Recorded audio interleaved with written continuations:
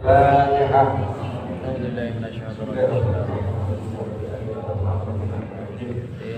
Iya, mana surat al-mustaqim.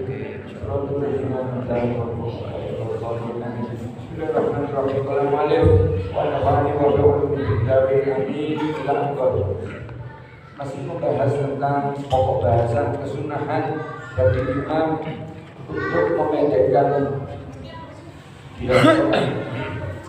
al-masalah.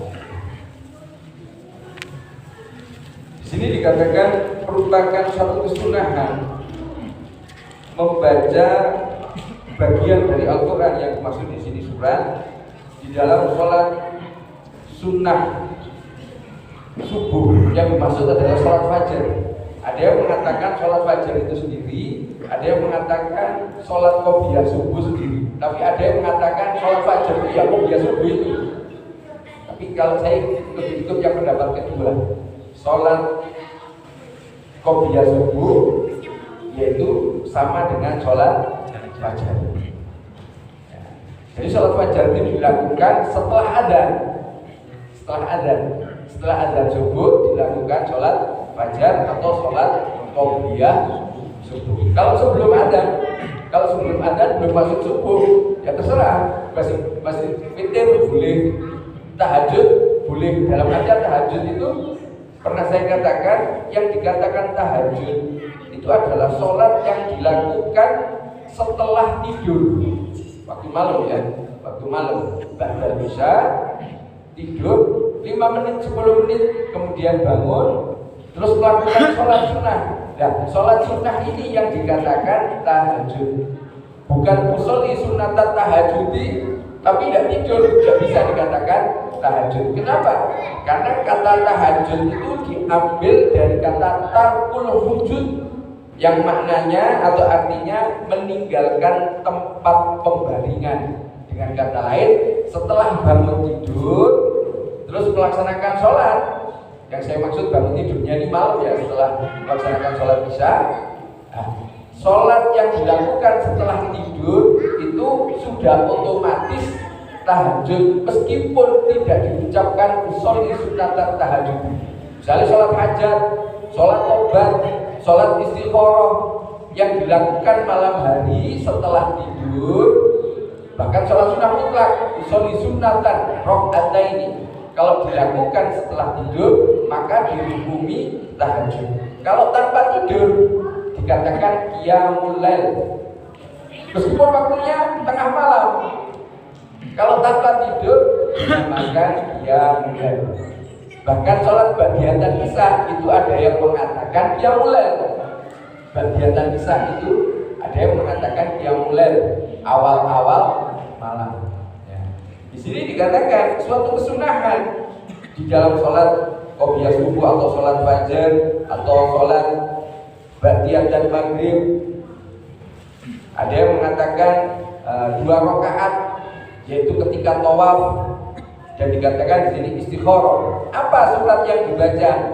Baginda Nabi Muhammad SAW sering, yaitu membaca surat Al-Kafirun, Qul ya ayyuhal kafirun, di rakaat pertama, dan di rakaat kedua yaitu surat Al-Ikhlas atau Qul huwallahu ahad. Jadi di dalam sholat sunnah itu seperti itu. Nabi Muhammad SAW, ayat pertama Al-Kafirun, ayat kedua Al-Ikhlas. Sholat sunnah qobliyah subuh, sholat sunnah ba'diyah dan maghrib. Terus di sini juga dikatakan sholat sunnah tawaf. Terus yang terakhir dikatakan sholat sunnah istikharah. Ya, ini ada satu catatan penting yang pernah disampaikan oleh beliau, oleh Habib Hadi bin Ali bin Hasan Al-Kaf. Orang yang menyatakan kepada saya sendiri, kamu melakukan istikharah tidak ada ruginya. Meskipun nanti kamu mau digarap, lakukan istikharah. Orang melakukan istikharah itu untung terus. Kadang hanya dibatasi ketika ada satu problem, ada pilihan yang sulit, maka melakukan istikharah. Ya boleh memang. dengan minta petunjuk boleh. Tapi ketika kita melakukan sholat istiqoroh itu beliau Habib menjelaskan untuk terus tidak ada ruginya. Taruhlah ada kita ada satu permasalahan atau ada dua pilihan yang repot, pilihan A dan B. Terus kita istiqoroh. Di dalam doa istiqoroh itu intinya begini. Intinya doa istiqoroh, ya Allah, seandainya perkara A ini baik, maka mudahkan, maka dekatkan kepada saya. Seandainya yang A ini tidak baik, ya Allah, maka yang A ini jauhkan. Minta dijauhkan dan ganti yang lebih baik. Ketika beliau menjelaskan semacam itu, mana ruginya orang istiqoroh? Tidak ada ruginya. Seandainya baik minta didekatkan, seandainya buruk minta dijauhkan, minta ganti yang lebih baik. Tidak rugi, orang istiqoroh itu tidak rugi. Untuk terus, makanya beliau mengatakan kepada saya, hatta mau beli garam, meskipun mau beli garam, istiqoroh dulu. Mau beli garam, sholli sunat dan istiqoroh. Oh, akbar. Untung apa? Ya pasti untung. Kalau kita sholat aja sudah untung. Bahkan ketika saya menukil ini, mohon maaf, saya copy paste dari kalamnya Habib Taufik bin Abdul Qadir As-Segar. Beliau mengatakan besok di surga itu kita tidak repot perkara kekayaan. Kalau di dunia kita bingung masalah kekayaan. Yang punya gaji pengen nabung, pengen uangnya banyak. Yang sudah punya kendaraan pengen punya kendaraan yang lebih bagus. Semua perkara kekayaan yang kita bingungkan di alam dunia ini. Tapi besok di akhirat kita tidak bingung perkara kekayaan.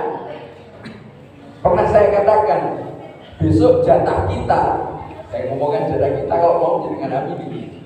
Besok jatah kita di surga itu rumah atau istananya, temboknya aja dibuat dari apa?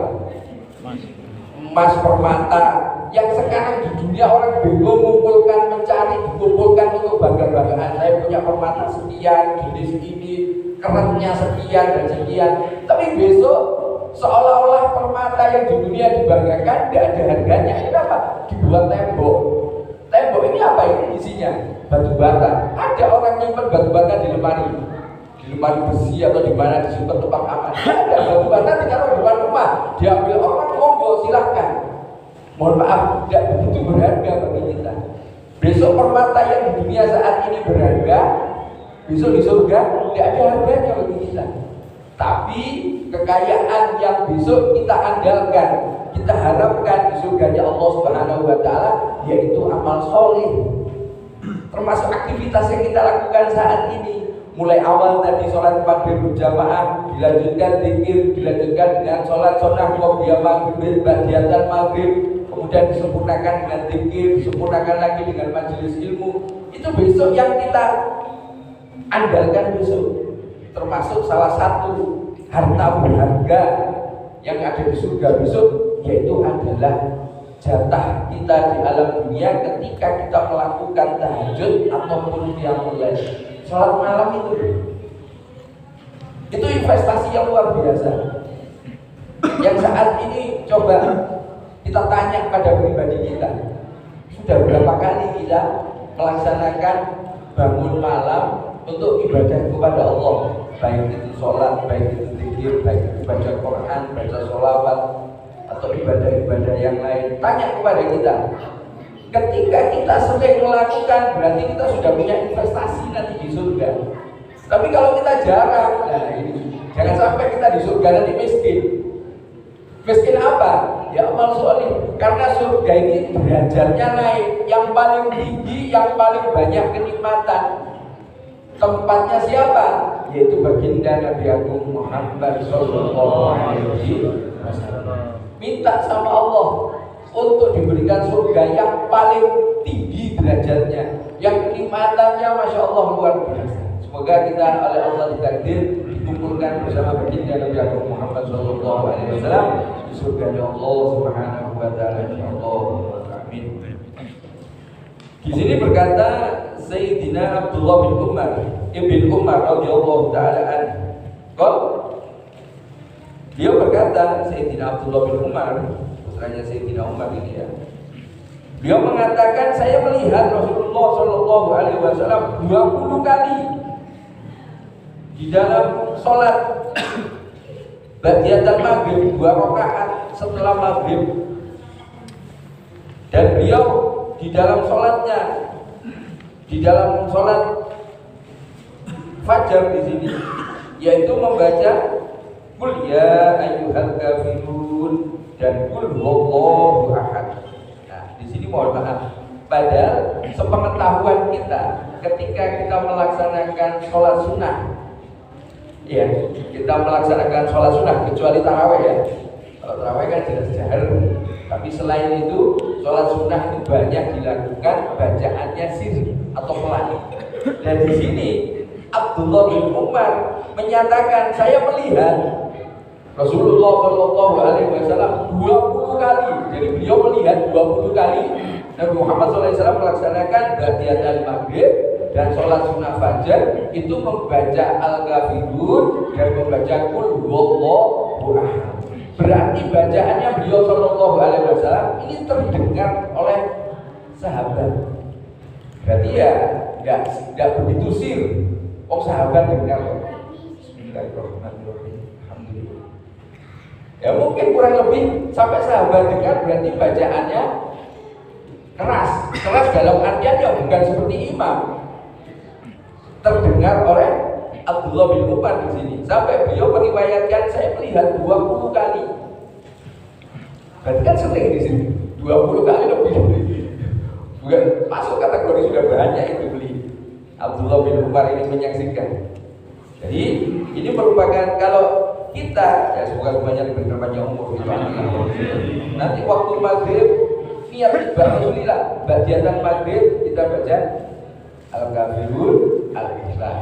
Sholat fajar atau qobliyah subuh kita baca Al-Kafirun, Al-Ikhlas. Niatnya apa? Ibadah Rasulillah. Meskipun secara umum setelah membaca Fatihah, Nabi Muhammad SAW mengatakan baca Al-Quran yang mudah bagimu. Memang itu perintahnya. Tapi di sini lebih spesifik. Beliau SAW diriwayatkan Abdullah bin Umar menyaksikan lebih dari 20 kali ketika ba'diyatan maghrib dan sholat fajar ini beliau SAW membaca Al-Kafirun dan Al-Ikhlas. Insyaallah niat mulai saat ini, nanti ba'diyatan maghrib, nanti qobliyah subuh saya akan baca surat Al-Kafirun dan Al-Ikhlas. Niatnya adalah itba' Rasulullah, karena kita diperintah oleh Allah, qul in kuntum tuhibbunallah fattabi'un. Kita itba' Rasulullah itu juga itba' dalam artian melaksanakan daripada perintah Allah. Allah menyatakan kalau kalian menyatakan cinta sama aku, Allah Subhanahu wa taala, fattabi'un. Ikuti siapa? Nabi Muhammad sallallahu alaihi wasallam. Dalam segi apa? Semua hal, semua kehidupan kita. Mulai cara makan, minum, mandi, semua aktivitas. Ini tidak ada kotak-kotak itu. Anda sebagai prajurit apa tidak bisa ibadah Rasulullah? Banyak. Kita seorang sipil apa tidak bisa? Banyak. Jadi tidak nutup kemungkinan semua manusia bisa itba' Rasulullah, karena Allah yang mengatakan. Jangan sampai terlintas di dalam pikiran dan hati kita pernyataan bahwa tidak mungkin mengikuti sunnah Nabi Muhammad SAW. Keliru itu. Kenapa? Allah yang menyatakan kok. Masa kita mau bawa perintah sendiri? Tidak mungkin kita mengikuti sunnah Nabi Muhammad. Apa yang tidak mungkin? Contoh, yang tidak mungkin ketika kita nuruti nafsu kita, rasa malas kita. Satu hal yang sepele, siwak. Siwak ini perintahnya Nabi Muhammad. Kalau dari sisi berat, tentu lebih berat. Dari sisi harga tentu lebih mahal. Tapi bawahnya kok lebih senang yang ini, padahal lebih berat.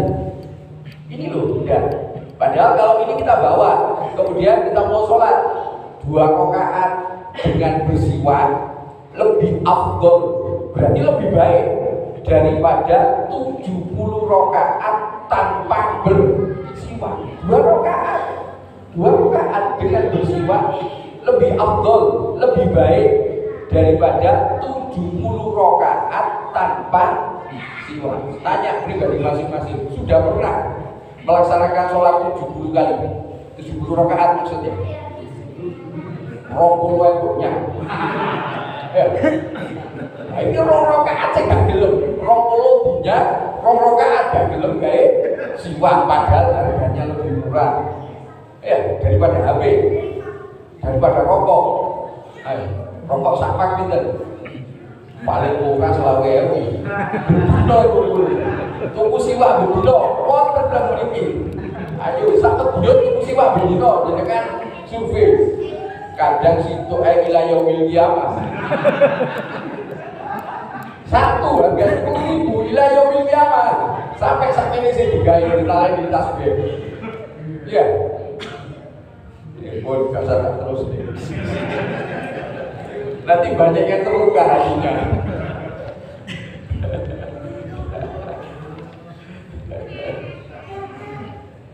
Nah, ini merupakan satu bagian yang perlu kita tanamkan di dalam diri kita. Ajaran-ajaran Nabi Muhammad SAW. Kalau dahulu daripada Imam Faruk Sayyidina Syekh Bakar bin Salim, tidak ada sumber bala, bencana, malapetaka dunia dan akhirat. Apa? Yaitu meremehkan, bukan tidak mengerjakan. Syekh Bakar bin Salim tidak ngomong, tidak mengerjakan, tapi meremehkan. Parahnya meremehkan itu tahu tapi tidak mau melakukan. Bahayanya di situ. Apalagi tidak mau melakukan diikuti dalilnya, itu kan cuma sunnah. Padahal sunnah ini yang bisa mengantar kedudukan kita derajatnya tinggi di hadapan Allah Subhanahu wa Ta'ala. Bahkan Allah itu lebih senang, lebih cinta kepada manusia-manusia yang takarrub, yang dekat kepada Allah dengan memperbanyak sunnah Nabi Muhammad SAW dengan maksud wajibnya tetap dilaksanakan. Namanya kewajiban, ya harus dilakukan. Kalau enggak, ya dapat minuman. Akan tetapi kesunahan ini yang mengantarkan kita memiliki derajat kedudukan yang tinggi di hadapan Allah, di hadapan baginda Nabi Agung Muhammad Sallallahu Alaihi Wasallam. Di sini dikatakan juga, dari Sayyidina Abi Hurairah, dia melihat Nabi Muhammad Sallallahu Alaihi Wasallam di dalam sholat sunnah fajar, beliau membaca Qul ya ayyuhal kafirun dan Qul huwallahu ahad. Ini membuktikan apa? Yang tadi Abdullah bin Umar menyaksikan lebih dari 20 kali, berarti terdengar. Ini Abu Hurairah riwayatnya sama, beda orang, tapi ucapannya sama di dalam sholat yang sama, yaitu sholat fajar. Beliau membaca Qul ya ayyuhal kafirun dan Qul huwallahu ahad. Menunjukkan apa? Bacaan Nabi Muhammad SAW ini terdengar. Tapi memang mohon maaf, kalau sholat fardu ada ketentuan. Yang jahar maghrib rakaat pertama kedua, isya rakaat pertama kedua, subuh rakaat pertama dan kedua. Yang lainnya disunahkan untuk sir, untuk pelan. Pelan ini yang dimaksud adalah telinga kita sendiri terdengar. Kalau sampai terdengar sampai yang samping kanan, samping kiri, orang kedua, kanan kiri kita. Kalau di dalam sholat fardu hukumnya makruh.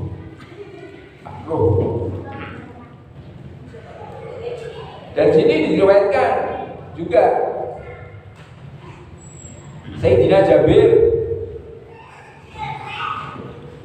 yang riwayat hadis ini bersambung, riwayatkan Imam Muslim. Hadisnya derajatnya sahih.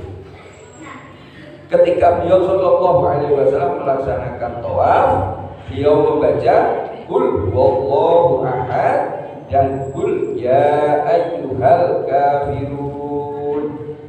Pada saat sholat sunat tawaf, nah ini yang sudah pernah umroh, sudah pernah haji, nah ini insya Allah sudah pernah melakukan. Ketika Anda yang belum ini, semoga kita semuanya ditakdir oleh Allah untuk diundang oleh Allah di tanah haram, bisa ziarah kepada beliau Sallallahu Alaihi Wasallam.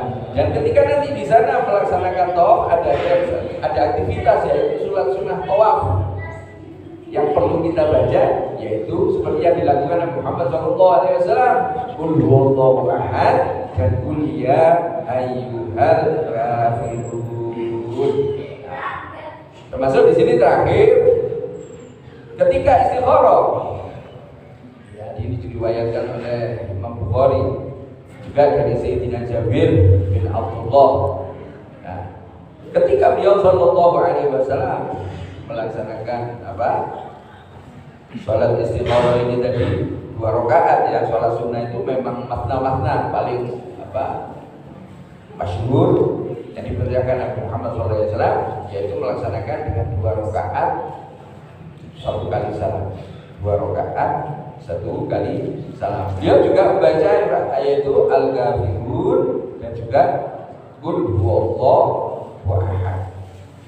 Ini juga dianjurkan setelah melaksanakan sholat istikharah untuk berdoa kepada Allah Subhanahu Wa Taala. Apa yang menjadi keinginannya apa? Ada memang doa yang khusus sholat istikharah ada. Insya Allah lain waktu nanti saya kopikan, bisa nanti diamalkan masing-masing. Insya Allah. Tapi setelah membaca doa itu tadi, kita boleh menambah. Maksud kita apa? Punya kepentingan apa sama Allah, itu boleh. Dengan kata lain, kita punya permintaan apa sama Allah, itu boleh. Dengan bahasa kita boleh. Kan kemarin sudah saya jelaskan, ada etika dalam berdoa itu ada 7. Etika dalam berdoa. Yang pertama, diawali dengan membaca basmalah, menyebut asmanya Allah. Yang pertama. Yang kedua, memuji Allah. Membuka doa ini dengan memuji Allah. Kalimat pujian yang paling bagus itu adalah kalimat Alhamdulillah. Mau dilengkapi di Rabbil Alamin tidak jadi soal. Alhamdulillah maknanya segala puji. Ya pujian segala yang baik, namanya pujian itu yang baik. Segala puji bagi Allah. Nah, yang kedua. Yang ketiga, membuka doa dengan membaca sholawat kepada baginda Nabi Muhammad SAW. Biasanya kalimatnya Allahumma sholli ala Sayyidina Muhammad wa ala ali Sayyidina Muhammad. Itu yang nomor 3. Yang nomor 4, inti daripada doa. Mintanya kita apa? Maunya apa? Permohonannya apa? Punya undang-undang apa? Punya problem apa? Jadi disampaikan yang di nomor 4 ini. Inti daripada doa. Kemudian yang nomor 5, ditutup doa dengan memuji Allah. Bersolawat kepada Nabi Muhammad SAW. Maaf, yang nomor 5 bersolawat. Wa sallallahu ala sayyidina Muhammadin wa ala ali wa sahbihi wa salam. Kalau wa sallallahu akhirannya wa salam. Kalau Allahumma akhirannya wa salim. Nomor 5. Nomor 4, tutup doa kita dengan memuji Allah, yaitu dengan kalimat walhamdulillah atau tambah Rabbil Alamin dan jadi soal. Yang nomor 6, tutup dengan memuji Allah. Yang nomor 7, ucapkan amin. Ini etika dalam berdoa. Bukan serta-merta langsung kita pakai nomor 4. Ya Allah saya perlu uang, ya Allah saya pengen ini, ya Allah saya pengen ini. Ibaratnya kalau kita punya keperluan kepada seseorang, langsung tutup poin. Komandan saya pinjam uangnya. Tolak sama komandan. Gak basa-basi dulu. Basa-basi, oh komandan tambah lama tambah muda.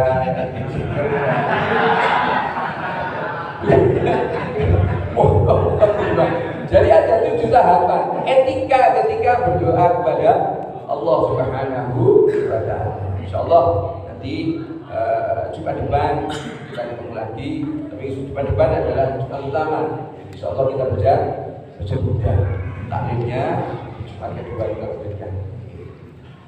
Bismillahirrahmanirrahim. Ya al-fasidina la tadhkir sir'anna wa afina wa anna wa kullana hizbunna ya rabbi ya alimal hal ilaika wajhatu amal famnun ala بالإقبال وكلنا واصلح البال يا ربي يا رب الأحباب عبد فقير على الباب أتوقف بعد الأسباب مستدركا بعد ما يا واسع الجود جودا الخير خير وعندك فوق الذي رفعك الذنوب برحمة في الحال يا مجد الخلق درا ومسعا كل ذرا أسألك أسفل سدرا على القبائل والأحضان يا من يرى سر قلبي حسبي تلاؤك حسبي فامحو بأمرك ذنبي واصلح قصودي والأعمال ربي عليك اعتمادي كما إليك استنادي صفا وأقصى مرادي رضاك دائم الحال يا ربي إني أسألك العفو عني ولم يخب بك ظني يا ملك الملك يا واد أشكو إليك وأبكي من سم ظلم وإبكي وسوء فعل وترك وشهوة الخيل والقال وحب الدنيا ذميمة من كل خير عظيمة بها البلايا مقيمة وحسبها أفت وسخات يا نفس الغبية عن السبيل السوية أشحت روش علي وقصدها الجاه والماء يا ربي قد غلبتني وبالأمان سبتني وبالخدود كبتني وقيدتني بالأحباب قد استعنتك ربي على مداوة قلبي وهل عقدة كربي فانزل إلى القوم ينجى يا ربي يا خير كافي اخلل علينا العوافي فليس الشمس مخافي عليك تفسير واتمام يا ربي عبد ببابي يشاء علي مع عذابي ويرتجي بثوابي وحسر رحمتك حتى وقد أتاك بأسري وبانكسار وفقري واغفر بيسرك عسري بمهد جودك والإبطال وامنن عليه بتوبة تغسله من كل حوبة واغسله من شر أوبة لكل ما عنه قد حال فأنت مولى الموالي المنفرد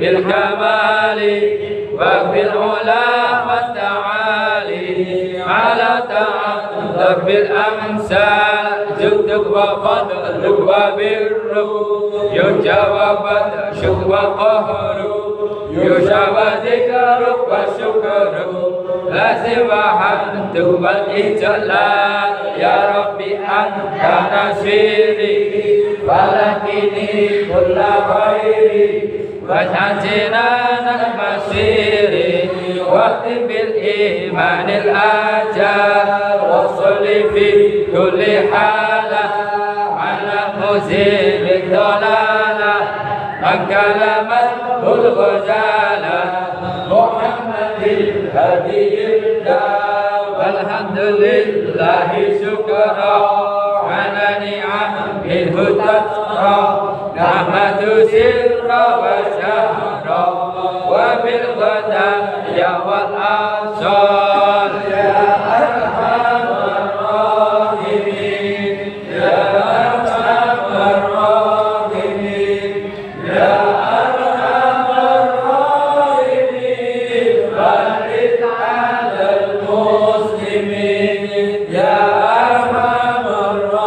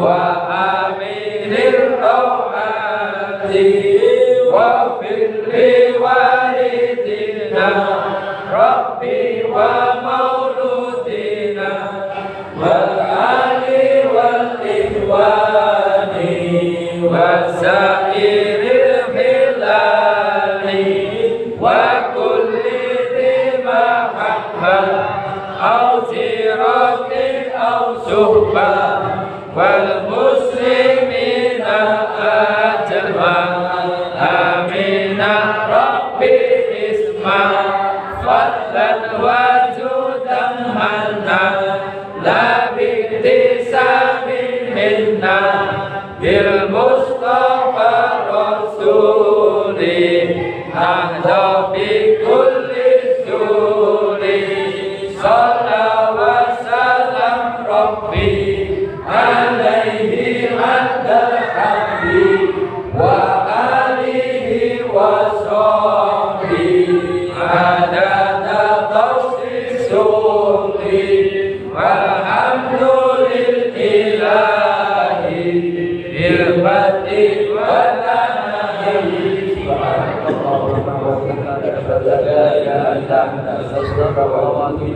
Subhanallahumma wa bihamdika asyhadu an la ilaha illa anta astaghfiruka wa atubu ilaik. Subhanallahumma wa bihamdika asyhadu an la ilaha illa anta astaghfiruka wa atubu ilaik. Walhamdulillahirabbil alamin. Banyak kekurangan kesalahan dari saya yang kurang pas, mohon dimaafkan.